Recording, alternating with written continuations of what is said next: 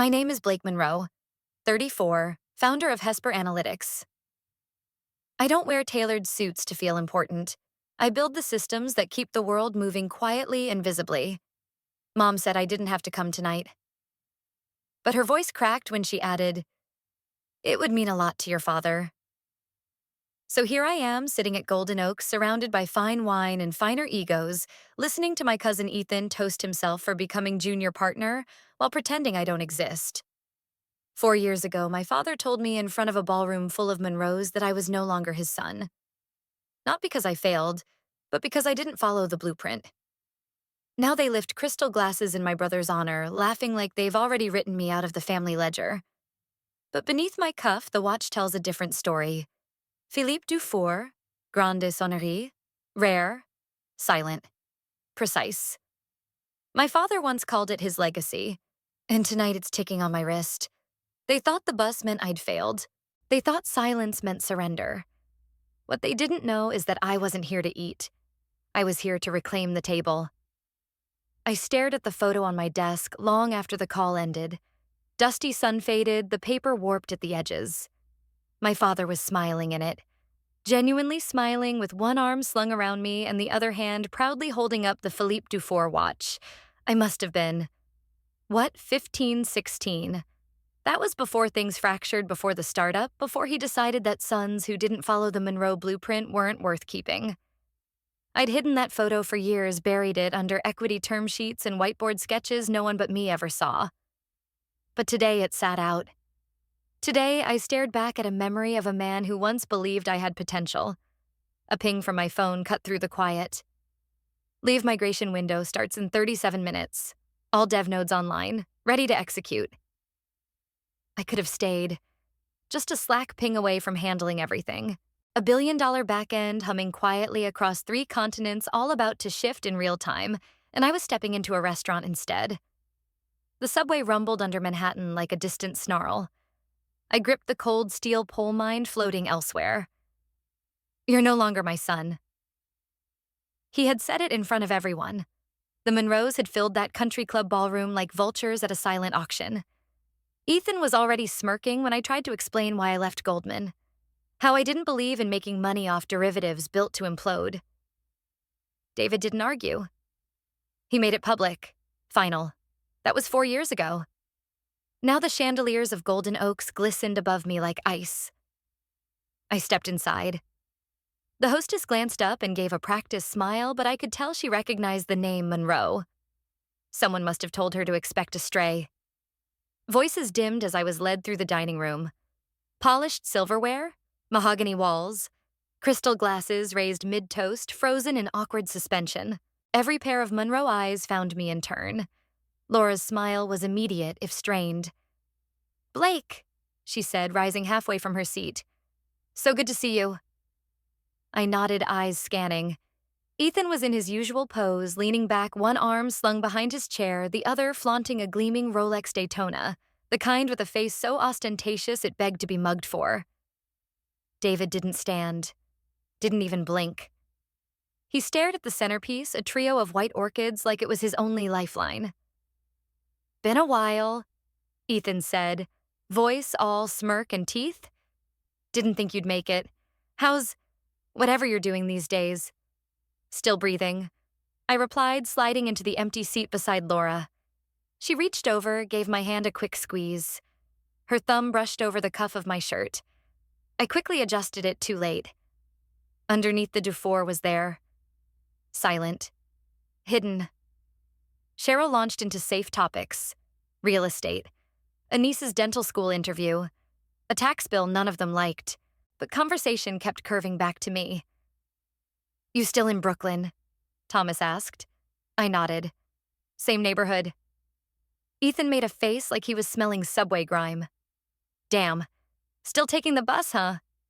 He grinned around the table. "I know a few lease brokers if you're finally tired of public transit." Laughter, small and unsure, rippled across the table. I picked up my water, swirled the ice. "The Wi-Fi's better on the bus," I said. "Comes in handy when I'm on Tokyo calls." They blinked. 1, 2. No one followed up. They clinked their glasses to Ethan's new promotion while I counted every second I'd been erased from memory. The cheer felt rehearsed. Wine glasses collided like props on a stage, mouths stretched into smiles that didn't touch their eyes. Ethan raised his flute higher than anyone else, the Rolex gleaming like a lighthouse in a storm of self-satisfaction. "To junior partner," he announced, tilting his head with manufactured humility. "I guess someone finally noticed I'm carrying half the firm." Murmurs of agreement rippled across the table. Cheryl exaggerated a laugh. Thomas nodded like he was hearing about his own son. I sipped water. My phone buzzed silently against my thigh. I glanced down. Alert Core Algorithm Dahlia V2 integrated into GS Global Platform. Live. My thumb hovered. Then I flipped the screen down. Ethan was still talking. "And you wouldn't believe how clueless some of these founders are. Met one last week who pitched with a hoodie and flip-flops. Flip-flops, like he thought we were on Shark Tank." He chuckled. "Tech bros can't even tie a tie." A slow burn spread across my ribs. I could still feel the sharp fluorescent lights of that investor office years ago. Ethan's voice layered with mine as he pitched my pitch. My slides, my numbers. The deck I'd shown him in confidence back when I thought he was just a spoiled cousin, not a thief.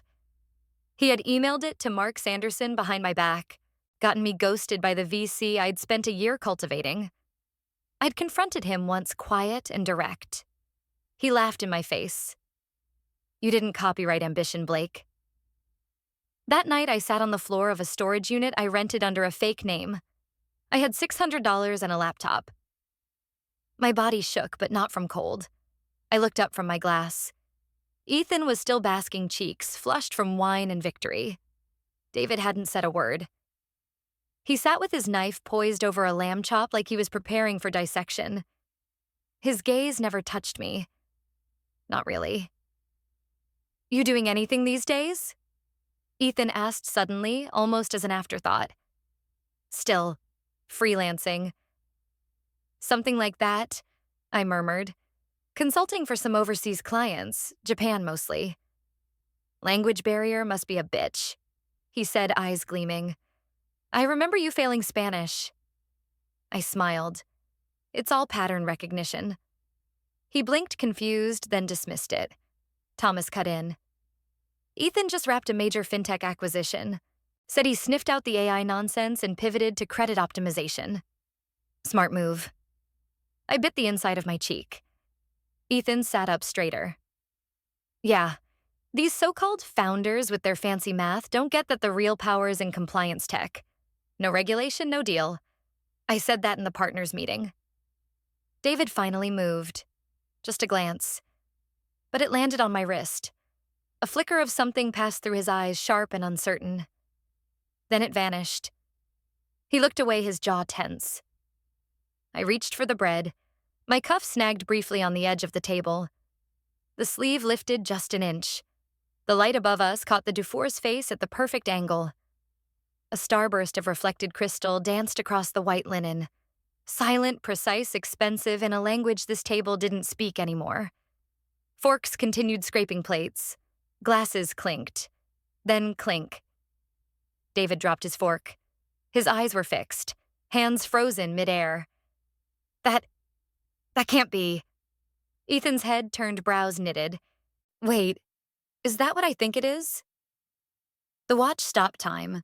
Not literally, but that room froze like it had seen a ghost. Every fork paused midair, every glass hovered inches from lips. Eyes locked on my wrist like it was radioactive. The chandeliers above us refracted off the polished surface of the Grande Sonnerie, casting small constellations across the white tablecloth. A waiter approached behind me, blissfully unaware of the crackling tension, and refilled my water with the delicate obliviousness of someone working for tips. The cascade of liquid was the only sound. David's face had gone pale. His hand, still mid-reach for the dropped fork, trembled slightly. Ethan leaned forward now, no longer smirking. He squinted, jaw slack. "That's the Grande Sonnerie." He whispered, like saying it louder would cause it to vanish. "The one with the cathedral gongs. Only 16 exist. It went for what, $2 million at the Christie's Geneva sale last month. I didn't answer right away, just rolled my sleeve down again, slow and deliberate. It feels nostalgic, I said finally. Reminded me of someone who used to care about precision, craftsmanship, legacy. Laura inhaled sharply but said nothing. David blinked, his lips parted, voice dry and unfamiliar. I tried to win that watch. I know, I said, keeping my tone even. You were bidder 904. A long beat. I was 905. Something shifted in his eyes like a lever being pulled after years of resistance. The gears inside his mind, once so sharp, so commanding ground against a truth he hadn't prepared to confront. Ethan scoffed, but it came out wrong. Hollow. You're saying you outbid Dad on a $2 million Dufour? He laughed once, but it didn't catch. With what A loan from your consulting clients? I took out my phone.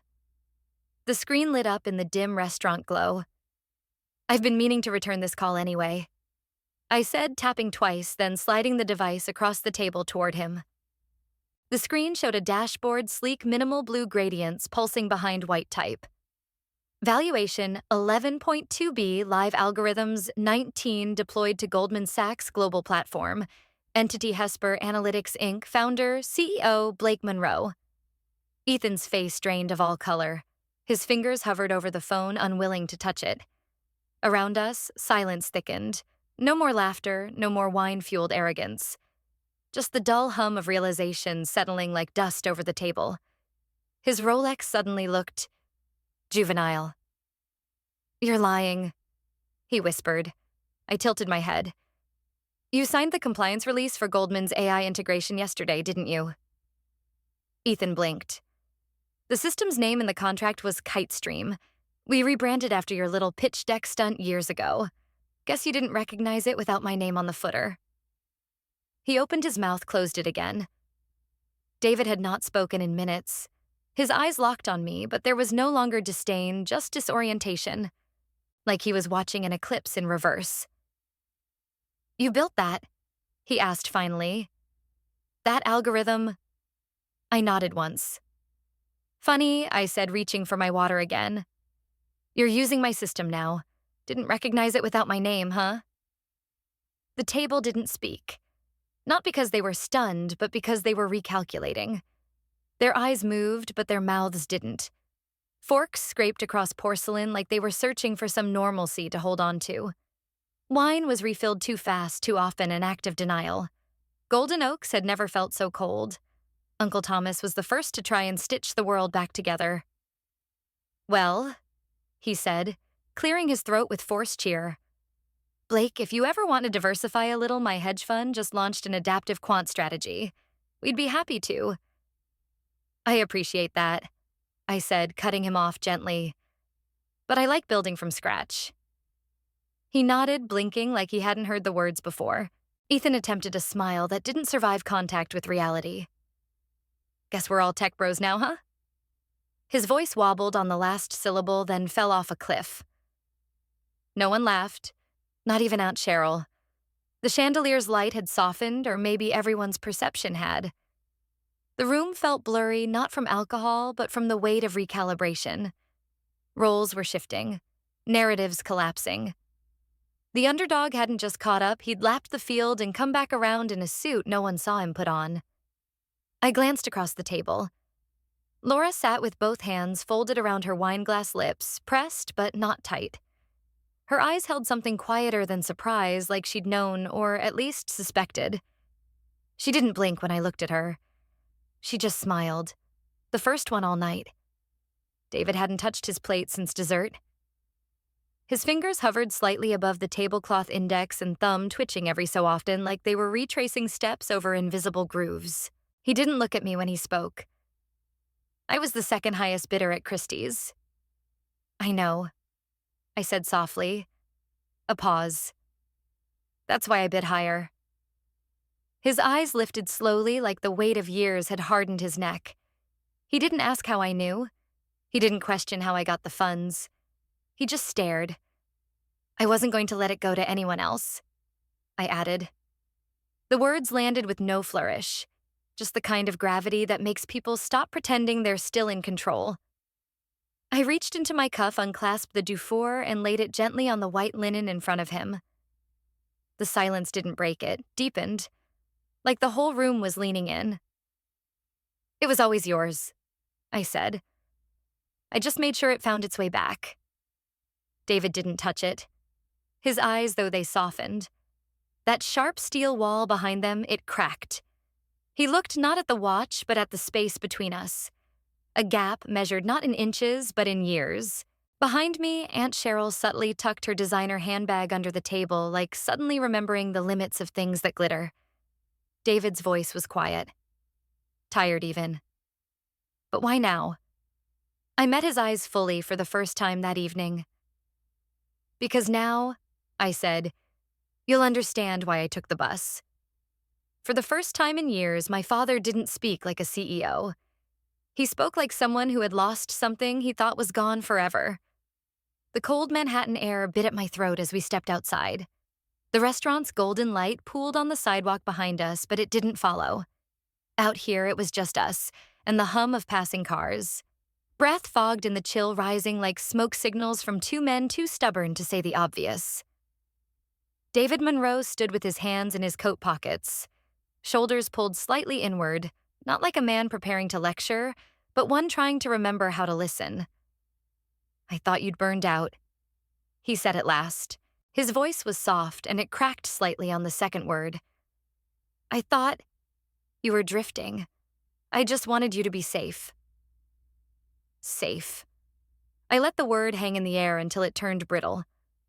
"You wanted me to be safe so badly, you made me feel like I wasn't worth fighting for." He flinched, not in defense, but in understanding. I looked away for a second, staring out at the slick blackness of the street headlights flashing over puddles.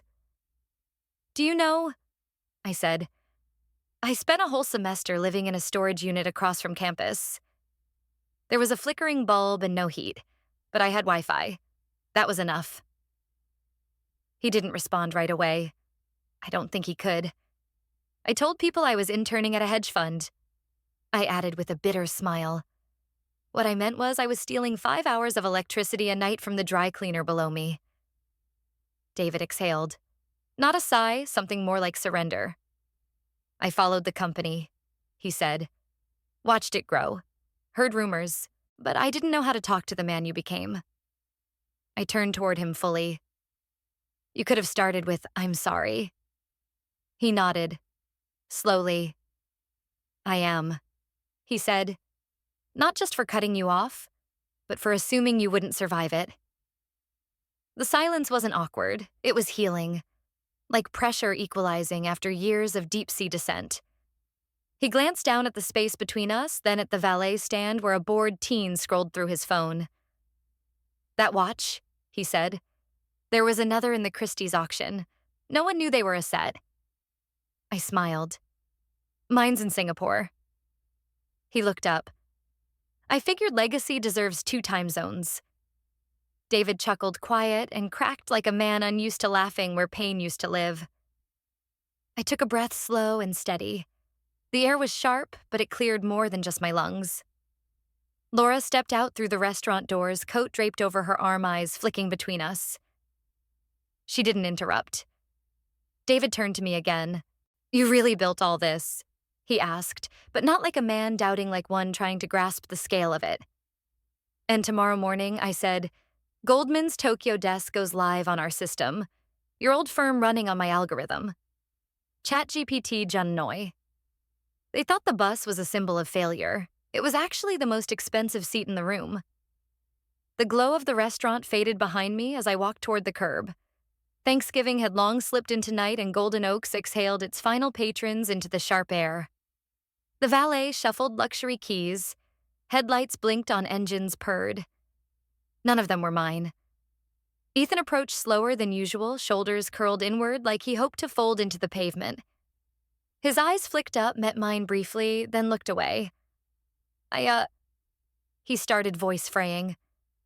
"I didn't know. I mean, I was a jerk, still am probably." I nodded once, not unkindly, but without invitation. He waited a second longer, then turned back. I heard him mutter something under his breath, maybe Jesus or maybe I blew it, as he disappeared into a waiting Escalade. Behind me, I heard a cousin murmur to another, "Wait, is this the guy from Quantum AI?" Then silence, then frantic Googling. Laura caught up with me as I stood by the bus stop sign, her breath forming soft clouds in the dark. "Next year," she said, gently looping her arm through David's. "Let's do this again. The whole family." I raised an eyebrow. "Maybe with a smaller table." She laughed. David almost did too. He reached into his coat and carefully pulled out the watch, the Dufour. He held it in his palm like it might vanish if he blinked. "I can't accept this," he said. "You already did," I replied. "Back in 2008 when you packed it away like it was the only thing left worth saving." He looked up. "It always meant more to me than it should have." I nodded. "That's why you should keep it." He hesitated, then closed his fingers around it. "Legacy isn't ownership," I said. "It's direction." From my jacket pocket, I pulled out a thin envelope and handed it to him. 2 plane tickets peeked through. "Tuesday, Singapore. First board meeting since the valuation. I think you should see it, what I built, what I learned, what I changed." Laura blinked, mouth parting slightly. "Are you serious?" David didn't answer her.